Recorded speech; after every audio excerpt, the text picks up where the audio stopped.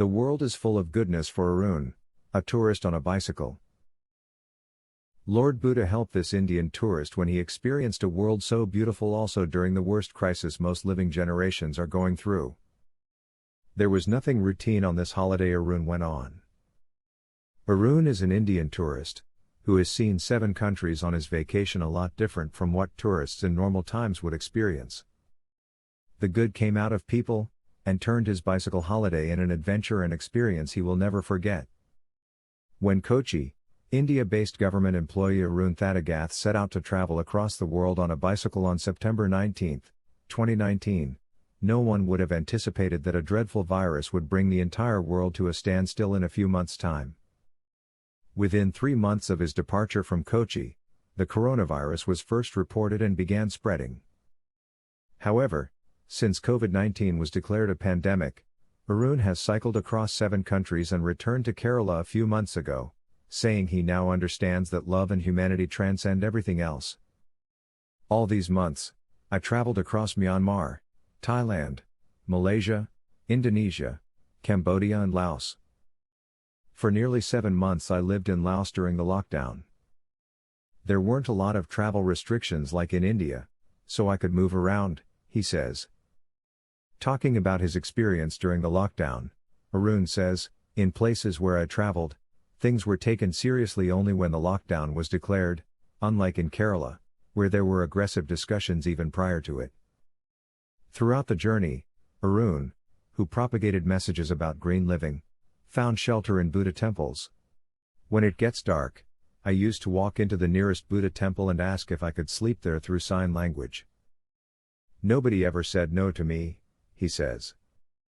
Recollecting an instance in Myanmar during the trip, he says he connected with a Dutch woman named Monica, who had visited Kochi earlier.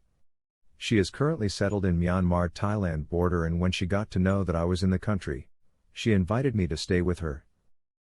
She sent me her GPS location, and when I checked the route on Google Maps, it was a straight path to her place. I started cycling for 2-3 days through the hills and mountains. I felt the journey was never ending with no trace of people. I was tired and started seeking help from the vehicles that occasionally passed me. They all said they didn't have permission to host foreigners, he says, adding that he was in Shan, the southern end of Myanmar. Arun also had trouble finding something to eat or drink. I had decided not to use bottled water at all.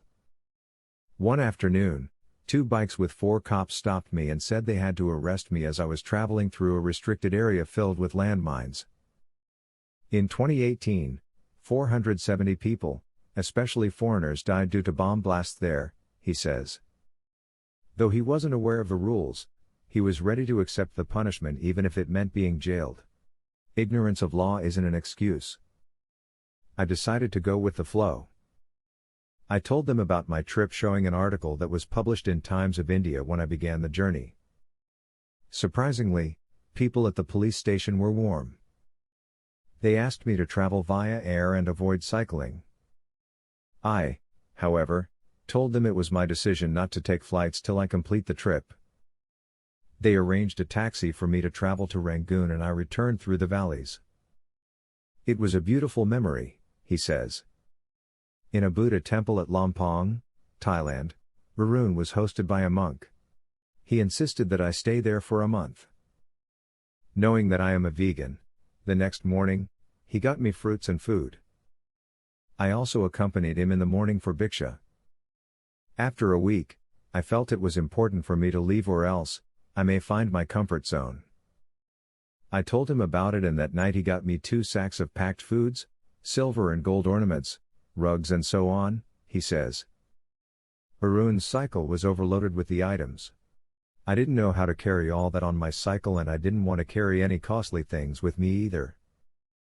So while traveling through Myanmar, I gifted it to the needy, he says. His main takeaway from the journey is that the world is full of goodness and you feel light when you don't own anything, he says. The moment I gave away things that weren't essential for me, I felt free again, he says.